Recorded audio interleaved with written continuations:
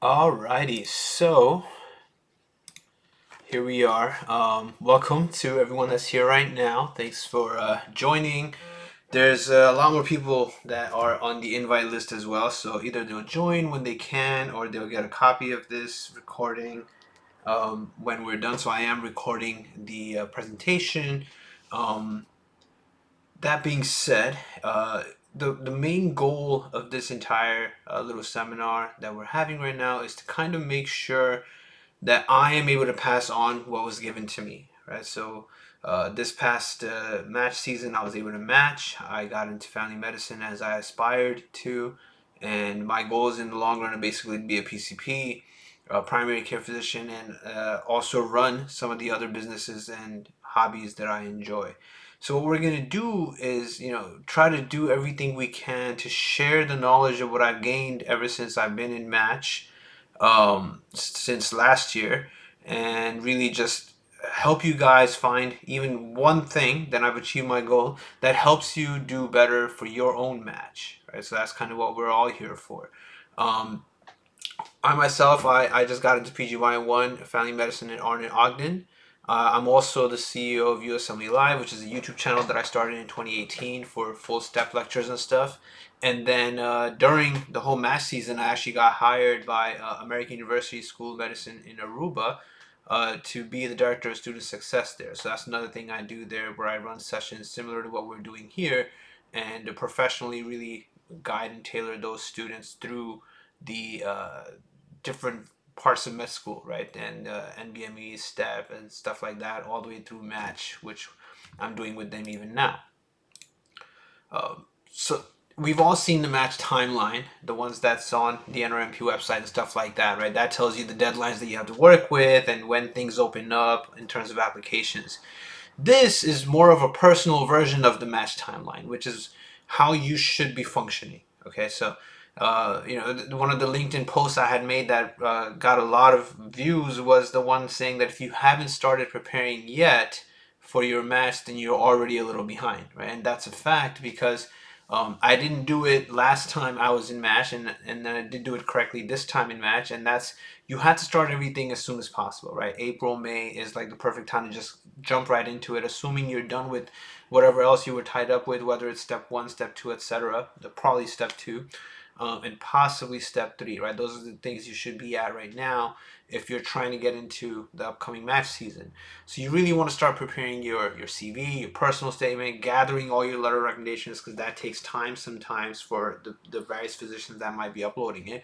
Um, Getting your headshot put into your email and having a nice signature, right? So um, that a lot of people miss out on that. Many people, either because of sheer laziness or maybe because they either didn't know about it or didn't make the time to do it, whatever it might be. A lot of people surprisingly don't do it until it's too late, right?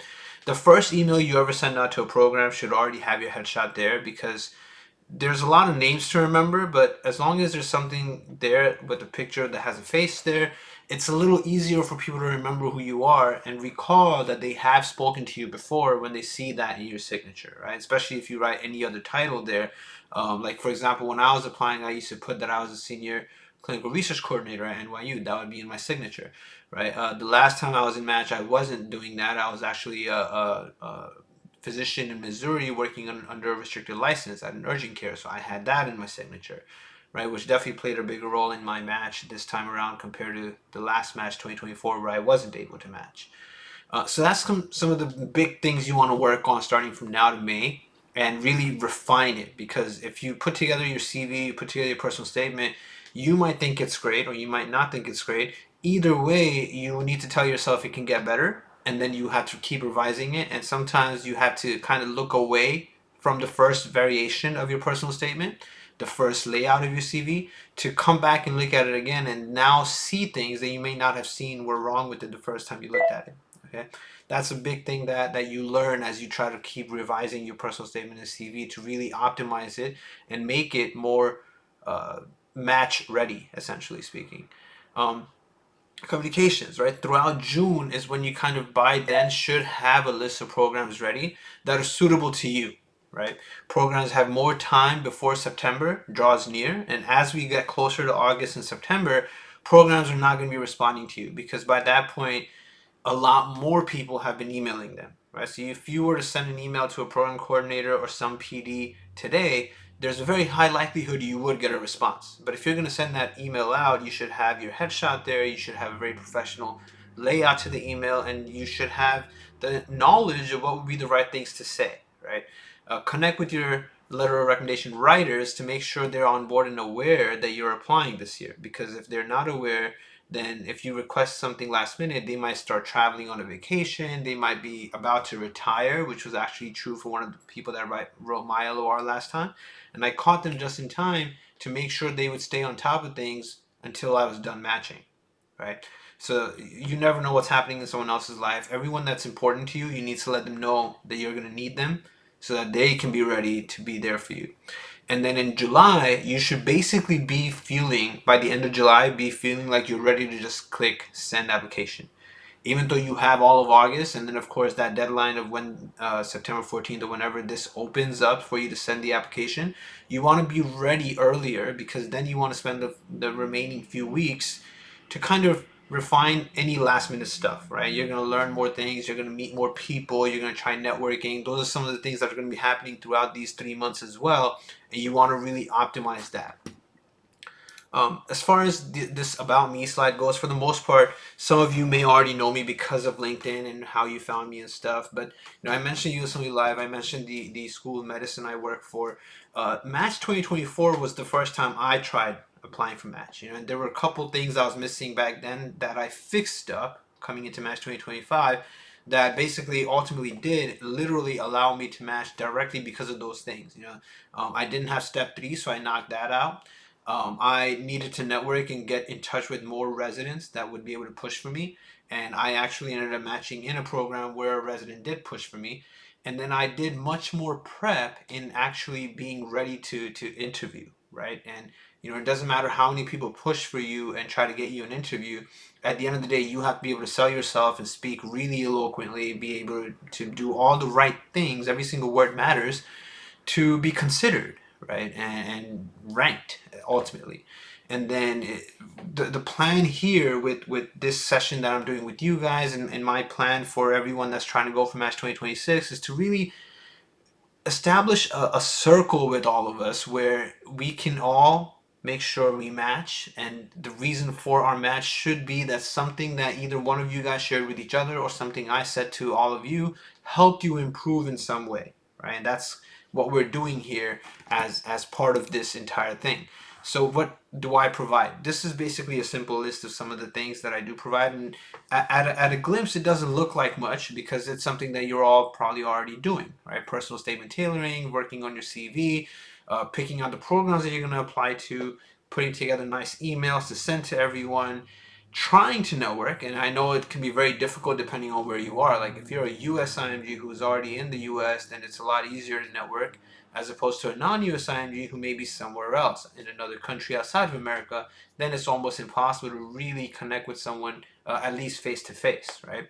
I mean, you've all networked with me. I'm here in New York. You've all been able to network with me thanks to LinkedIn, right? So you didn't really have to be here to find me and kind of learn anything you might from me in the few minutes we're going to spend together. So networking in today's time is a lot more virtual than it ever was before, and we can all do it, but we have to find ways to do it effectively. And there are certain nooks and crannies of how to tackle it more effectively to get a response, right? Because there's no benefit to networking if you don't get an answer back or you never hear anything. And then something that everyone tries and everyone says they did, but ultimately a lot of people do end up just either doing it incorrectly or failing at it, is interview preparation. It's a very difficult thing to do because there aren't, as much as you might try to find questions and answers and examples on YouTube, there really isn't much out there. And I know because for the last 2 years I've been trying to find things, and I initially became quote unquote popular on YouTube when I started making videos for things that I wish were there, but they weren't there, like my USMB lectures. I would try to find step 1 and step 2 lectures on YouTube, and almost everything I found was pretty lackluster, and I've never really been a fan of everything else that was already out there, because I always felt like they were kind of more business tailored, and they were always missing something, and nothing was fully complete. So now I'm working towards putting out more videos for these things, right? And the videos will come when they come, but I don't want the videos to come out too late for those of us who are going for the Match 2026 application like you guys, right? So you need the information now, and then when the videos come and they're there, they'll be good for everyone else that's preparing in 2027 and so forth. But what do each of these bullet points really require, right? So the personal statement and CV, for example. Your personal statement, everyone's going to tell you the same thing, right? You need to stand out. It needs to be special. It needs to be different from everyone else. But let's just take the 11 attendees that are here right now, right? If we were to look at the personal statement of almost all of us here that are here right now, and just a general guess based off of the names that I'm seeing, majority of the people in this call right now, and even majority of the people that were sent out the email to join this, are from either India, Pakistan, Bangladesh, or some region close to that area.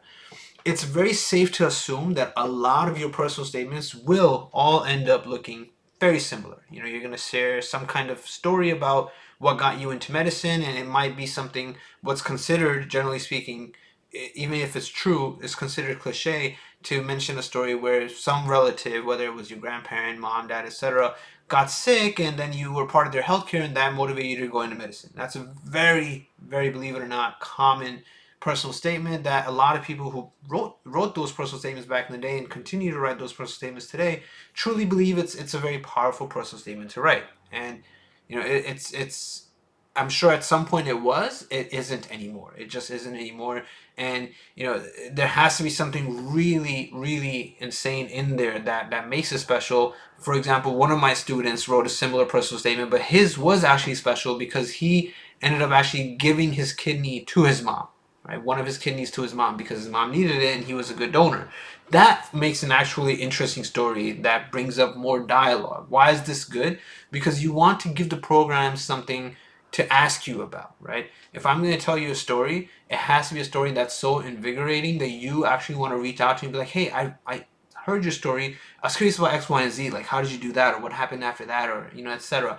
If my story isn't that invigorating, it's kind of like watching a movie that you weren't that interested in, and you don't have any thoughts about the movie because there was nothing particularly fascinating about it. You've already seen another movie very similar to that one, right?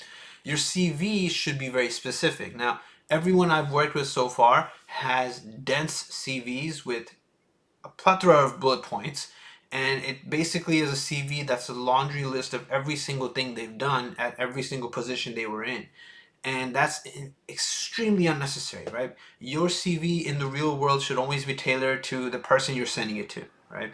If you're applying for a research coordinator job, you send a CV full of research coordinator relevant experiences you've done. If you're applying for residency, you send a CV full of residency specific things you've done, which may include hands-on activities that you did, patient interactions you did, any publications that were specifically medical that you did, right? If you have publications that were not really relevant for the medical field, it's just not really something that might be so important to put on your application.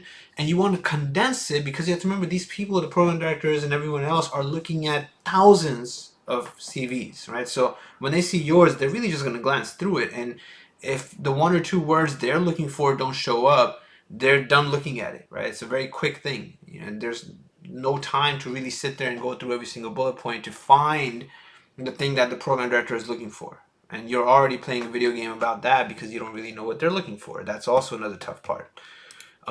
Program selection and email curation. You won't believe how many people wait too long to pick out the programs they're going to apply for. You can start doing that right now.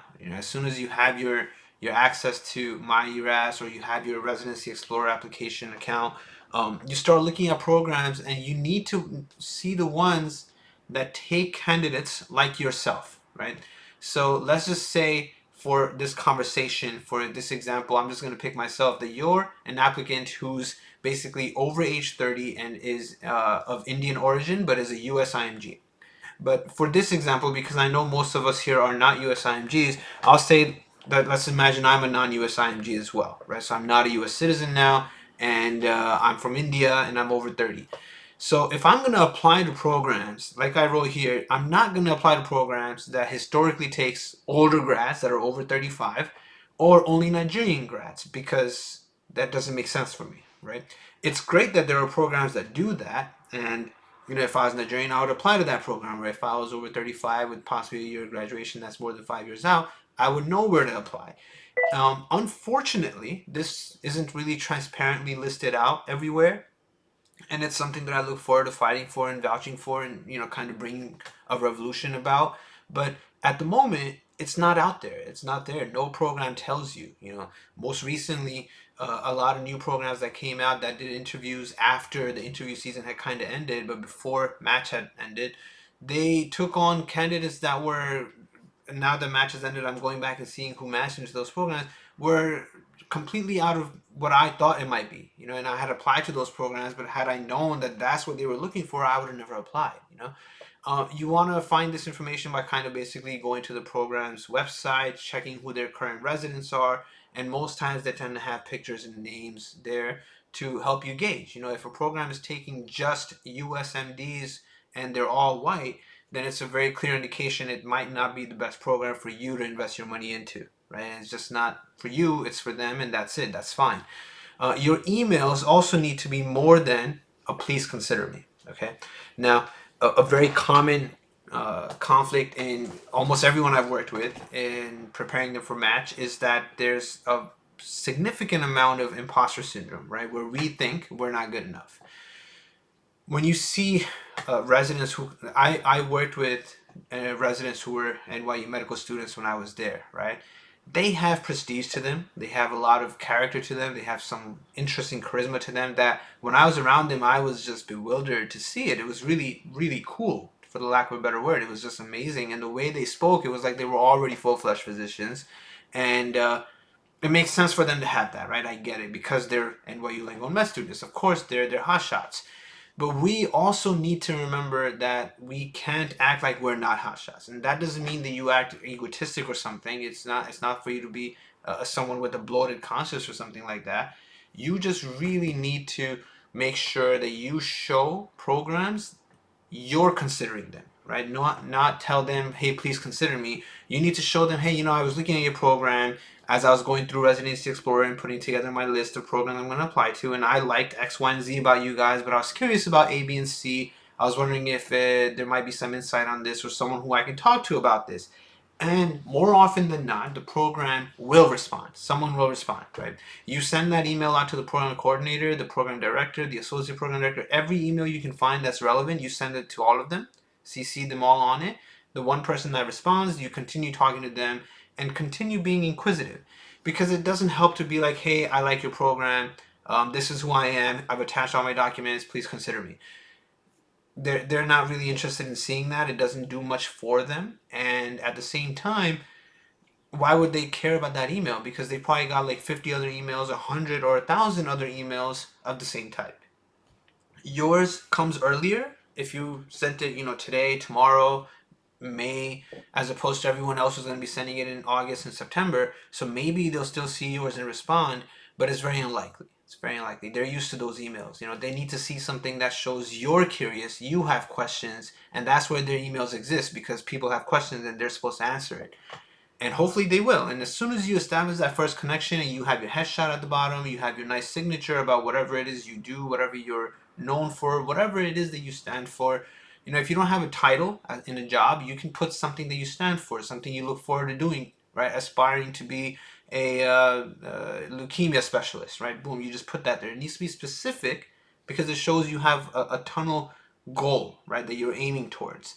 And just be someone who doesn't sell themselves short. That's a very big problem, because if you sell yourself short, no one's gonna buy. No one's gonna buy. And the last thing here, and then we'll open it up for questions if anyone has any thoughts. We'll do questions by raising hand, and I'll just call out to you and try to tackle whatever it is you're talking about. Networking and interview prep. Now, this is the part that trips up a lot of people. And so far you can already tell the bullet points that we were initially looking at here, although the way they're listed here, it looked like a very simple thing. None of it is simple. Not a single part is simple. And every single one of these things, the tiniest of efforts matters, because the words you said, the language you use, the body language you use, the tone you have, everything is going to be looked at when they see you in the camera or if you're in person, and it determines whether or not you're gonna rank. And I've had people ask me all kinds of questions that we'll get into as well before you guys dive into your questions. But last thing here, networking and interview prep. So how do you do this? So you network and do interview prep very much the same way you found me or may have found me, right? You find people who are offering it, find people who are looking to help, and then reach out to them in a very genuine manner, not just saying that, hey, help me, but more like, I really love that you did X, Y, and Z. Congrats on that. You're phenomenal for A, B, and C. The more you tell that person that I like these things about you, now in their mind, very interesting psychology, it opens up this thought that, hey, this person knows a lot about me, maybe I should ask them about them too, because who is this person, and see what I can do for them, because I want to help. Everyone knows I want to help, but if you come asking me for help, it's just a weird phenomenon that then I might not really do everything I can for you based on what I see. And it's a very weird human psychology, but it's something that needs to work. So you need to find residents that are in programs that you're looking to apply to, and you need to catch their attention in a way that makes them want to vouch for you, and then they can push your portfolio. Right? They'll say, hey, Amir is going to be applying here. They'll tell their program director, and if you glass their application, it would mean a lot. And that's it. And you want to reach out for PGY2 and higher residents, because the PGY1 residents don't really hold a value of being able to push for applicants and stuff like that. In programs, it's not a very common thing. So the PGY2 and PGY3 have seniority, and they're the ones that usually recommend someone, often being family or a friend they know, or some network they've met, that they'll recommend those people to get interviews. Program directors are tied by NRMP rules, right? And those rules start kicking in essentially theoretically after September. Okay, so if you reach out early enough, they're not bound to acting within these constraints of NRMP, because those touchy little NRMP rules are very, very sensitive, and breaking them basically causes a lot of programs to get canceled and closed, and no program director wants that. So if you're going to reach out to a program director, or if you know a program director, reach out ASAP, right? And if you're in America by any chance and you can go meet them in person, schedule that through their secretary, through the administrator of the department, and go see them as soon as you can. And then your networking at the same time will continue also improving your interview skills, right? The way you talk, the way you say things, the pauses you take. A lot of how I've been talking with all of you right now is a big part of what you kind of want to try to get to. It's not about an accent or anything like that. It's fine to have an accent. It's the words you use, the pauses you take, the way you say them, and then virtual interviews are pretty much what's happening. So during those interviews, you want to make sure you have the perfect background. And I don't mean like the virtual background I have. You're not going to have a virtual background per se. You want to have things in the back that people can ask you questions about. Some pictures, some painting, a piano, whatever it is that you can talk about, put it there so that the interviewee can see it, and it's supposed to give you character, right? It's one of the big pluses compared to showing up in person for an interview. You can't really quote unquote bring props, right? But you can have props in a virtual interview where there might be a book in the back, a drawing in the back, something else, a tennis racket, whatever it is, and it gives the interviewee some character about you to ask questions on. Okay, so a lot of micro elements to the match interview that often get overlooked, and it's very important for all of us to kind of do our best to get that down right. So that's kind of all there is to that aspect of things. I'm going to open it up now to basically questions that anyone might have. You can raise your hand, I'll call on you, we'll do questions for a little bit, and then I'll send out an email to everyone to touch base and really connect with you guys, and hopefully help you all match as optimally as possible. So that's the goal here, right? So let's see what's going to happen as we go into match 2025, 2026. 2025 was me. Nida or Nida Tanvir, go for it. Wait, you're muted. Unmute. Oh, I'm sorry No, for you're that. good. First of all, thank you so much for giving the opportunity to attend this session. Yeah. Uh, So I'm currently based in Oklahoma. I'm working as a clinical research coordinator in a private hospital. Meanwhile, this was my second cycle. I couldn't get in, but for the third cycle, I am doing mostly the thing that you have mentioned. But the thing is, when you try to approach people on LinkedIn, so most of the people they don't reply you back. That's completely fine, and the people who text you sometimes or give you a response, so they want to discourage you, like they are in the phase, like they will say, oh, you have this red flag, you cannot get Yeah. in, you cannot get matched. So these kind of things, like I'm approaching different people since I have LinkedIn, but I'm getting the responses, hey, you have this red flag, you need to cover this. And people are giving me like, oh, you need to do MPH, you can do MRCP, or you can learn Spanish language. It can help your chances of getting in. Every person has their own opinion, Yeah. and right now, I'm just like confused. I don't know what to do and what is the best thing to do. So sometimes these kind of things they put me in a spot like where I doubt myself. Either should I continue applying this year or not, or should I just skip this year? So Okay. how would I handle this thing? Okay. And then just so we don't miss, so Hala Majid is next. But um, that's a great scenario you're pointing out. So first of all, congrats on being a research coordinator on American soil. So at least you have that, right? Then you don't need to be the one that's networking with anyone on LinkedIn. When I was working at NYU Langone as a senior research coordinator, I used my ID to get into every department. I was in every door. I was wherever I needed to go, and I made sure I knew about every conference that was happening within the hospital. So I would just show up. Not only would there be free food, but I would also get to talk to these people and meet with doctors that were coming from all over the world to attend these like talks they wanted to give at NYU, right?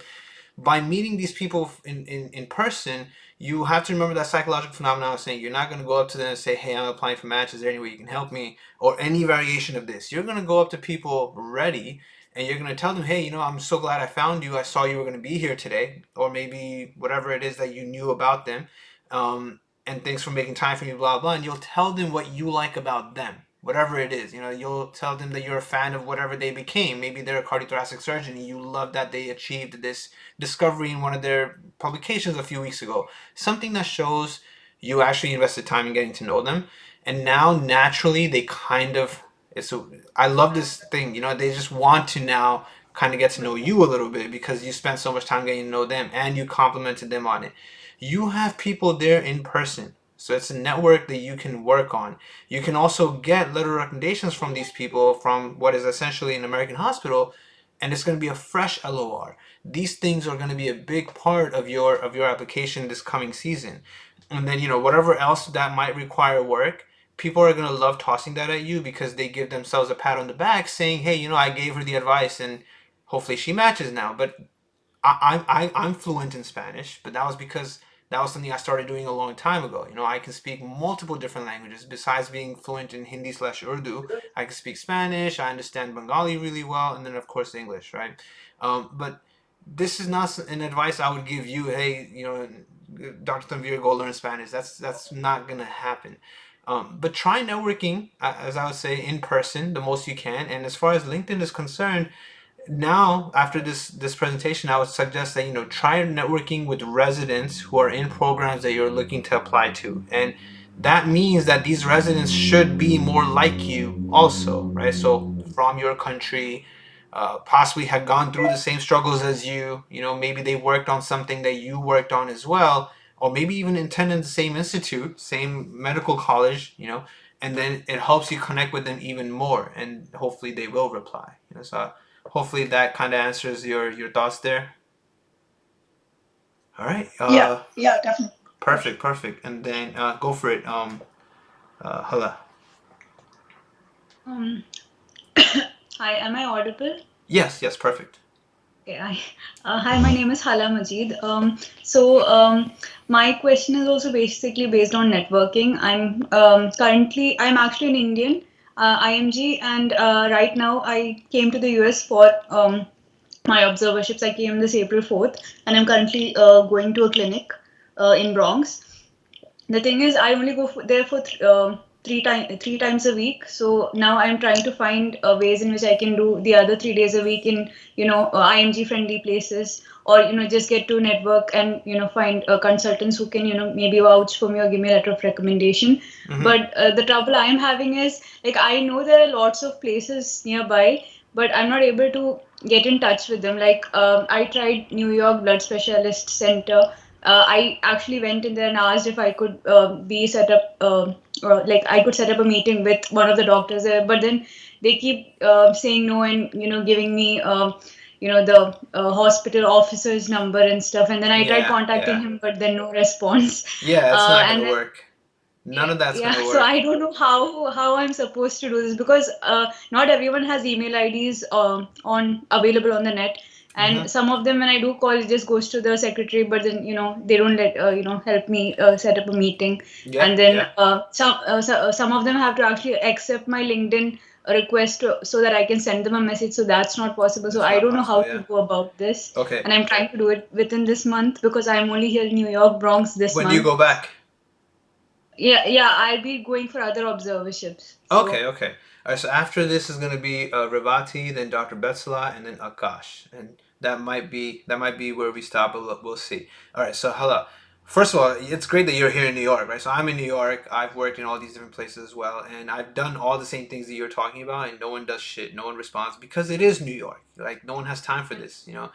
Most of these hospitals already have their own students. Most of these doctors already have their own people they're attached with, etc.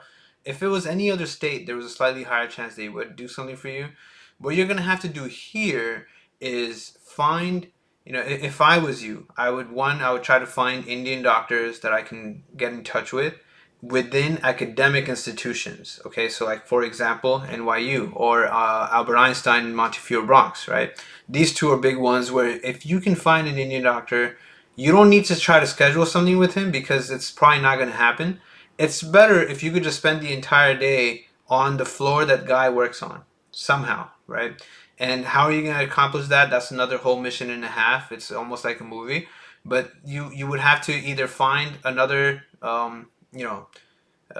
resident that's on the floor somewhere in the same department, or you would have to find the hospital, the floor administrator, the department administrator, and try to see if they can give you like 30 minutes to just visit. Something along those lines. Worst case scenario, you go in as a patient, and that's another difficult aspect because you probably don't have health insurance here, so they're not really gonna just invite you. It's a bunch of different things, right? There's so many different ways, but what usually tends to work is if you can just get in somehow because you are visiting a student that you know there or some resident that you know there, then once you have that ID or pass to get into the hospital and walk around, then you can go approach whoever you need to approach in person and really get in touch. One of the easiest ways to get in touch with a lot of physicians is really just to go to the emergency department, but not as a patient. You're going to show up, you're going to say hi to the first doctor that you see there and be like, hey, I'm looking to apply this year for match. Don't say what you're going to apply for. Don't say EMIM, FMSN, none of that. And just say that you'd love to, kind of shadow someone or meet residents if possible. And immediately that opens up a gateway of one person that might point you to another person and so on and so forth and so forth. Okay. The emergency department is the number one place where you would directly meet a doctor or someone. Other departments, you meet like the front desk people. So that's what my advice would be. Because you're here, utilize that. Utilize that as best as you can. And hopefully someone connects you to someone. If the first person says no, you try another person on another day. Rivati, go for it. And make sure you unmute if you're talking. Hello. Yes, perfect. Yeah, hi, Dr. Ahmed. Thank you for giving us this great lecture. Mm-hmm. And I just wanted to ask a few doubts. Yeah. I am an older international medical graduate. I finished my medical school in the year 2019. So my year of graduation automatically becomes more than five. Yeah. I have done my home country residency from India in internal medicine. So that is what I would be applying for the upcoming match. Okay. What I wanted to know is most of the programs I heard that they look only into the medical school year of graduation, which would be more than five. So, what I heard is like since most of the programs would be a 5 year cutoff at the max, would it be difficult to get into the list of applicants who they would actually contact, or is it only through networks that I would be able to get invitations for these interviews? How does that apply? I would like to know more about that. Yeah, sure. No, that's a great question, and I'm sure that covers like a lot of the people that will be watching, and possibly some others that are here. So your graduation filter is a very important filter that pretty much everyone does stand by. It's a valid filter. It is important. It's necessary, and program directors are going to be thinking when you apply, like, why now? They might be thinking like, okay, you could have applied 2 years ago, or maybe you did apply previously and weren't able to get in. Whatever it is, ultimately your goal is to find programs that do take residents who are a year of graduation much higher or equal to what you have, right? So you'll find certain programs that might have graduates, like I was mentioning in the example, age 35 or higher, and that's their PGY1 residents, and those are the programs that are perfect for you. If you can obviously find networks of people that are in these programs and they respond to you and they can push for you, that's even better. And then ultimately, be ready for the conversation, right? Because they're gonna, if you get the interview, they will talk to you about why you're applying now, why you want to come to America, why you want to do IM. You should probably also apply for FM at the same time because it's pretty much the same thing at that point. If the goal is really just to get in here, get a residency here. But it is difficult. The only filter that's been kind of going away lately is failures. Like step one and step two fails are going away because ever since step one became pass fail, more even American students are failing step one and step two, and American medical schools don't want to end up filtering out their own students, so they don't even really utilize that filter as much. But the your graduation one is a very solid one that stays there, and your goal is to find programs that don't use it. A lot of programs on their website do list out your graduation as a filter. You want to find the ones that don't list it as a filter. You want to find the programs who have residents that are older, that are further out graduations, and you want to truly, in your application, in your personal statement, in your CV, in every way, show that although you are a achieved physician in your country, there are key reasons you want to be a physician here. And you can mention things like clinical research is more robust in America, the advancements of medicine are more robust in America, or even better, you can mention things like you really want to help people of other ethnicities and really just gain knowledge on international medicine as opposed to the limited resources and limited patient bases you have wherever you work right now. So there's a lot of things there. And not do what someone that I had trained a long time ago did, where when they were asked why they want to practice here, they said it's always been their dream to come to America, because that was a really silly answer that that student of mine was giving at the time, and it's like it's no one's job here to really fulfill your dream. So you have to be ready for those conversations, and hopefully that helps you kind of understand where things are going to go. It's a difficult journey with the longer year of graduation, but it's not impossible, and we've all seen people do it. So I definitely wish you luck, and I'm sure you can do it as well. Okay, next up was, yeah, Dr. Betzelat. Okay, hi there. Yes, hi. My name is Alot, and I am a journal practitioner, and I am currently in Ethiopia. Oh, nice. So I guess I'm a bit qualified for this. I'm just feeling like that because I'm just done with taking step one, and then I'm just in the process of preparing for my step two examination. Mm-hmm. And many of my colleagues has done they have taken the exam step two in the first days of August, and then they just go for it for the matching for the September programs. Mm-hmm. And I was wondering if you would recommend doing that. My first question is that, or should I just calm down and prepare all my CVs and take time and try for the upcoming Yeah. for the 2027 matching. And my second question is, uh, what is like, do they actually, the matching programs, are they interested in a higher score of state 2, or do they want people who are more, network and have a great CV and have research and stuff? What is, you know, Okay, no, these are great what do you think? questions. I Okay. commend you on joining this, because honestly, there's no such thing as too early to prepare. So you're preparing at a great time, and congrats on your step one as well. Ever since step one did Okay. become pass fail, they do want to see big scores on step two, right? So you do want to try to aim for like a 240 plus. Anything above that is considered impressive.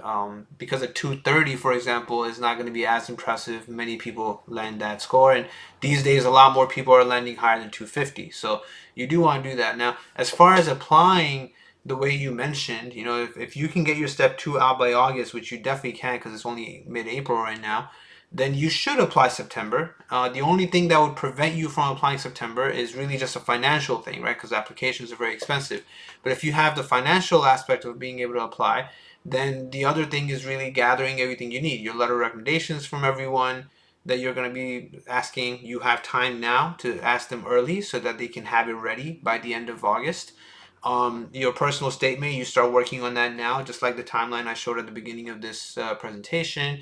You start working on everything now while studying for step two, and you should have everything ready by August so you can send that application in. You don't want to spend time doing nothing, because if you don't apply this September 2025 for March 2026, if you don't apply right now, then you're going to end up spending a lot of time doing stuff that they're going to be wondering, why didn't you apply? And it's going to be a very weird position to Mm-hmm. be in. Sorry, you were saying something? Yeah. No, I'm just saying, okay. Yeah, yeah, definitely. Continue. It's perfect to apply now, and at the same time, Mm-hmm. it also gives you that opportunity to see everything. Like, no matter how much you prepare, no matter how much you learn from me and everyone else, until you don't do it yourself, you don't really catch every single thing. But you want to do it as optimally as possible. And just like I've been telling everyone, you should also try to reach out to Ethiopian residents that matched into programs. You should try to see Yeah. what they can tell you. What program did they even apply to? That information you can get on your own, right? If you find an Ethiopian resident and you see what program they're in, that's the one you're applying to. Even if they don't respond to you, you should apply there because they clearly took someone who is just like you.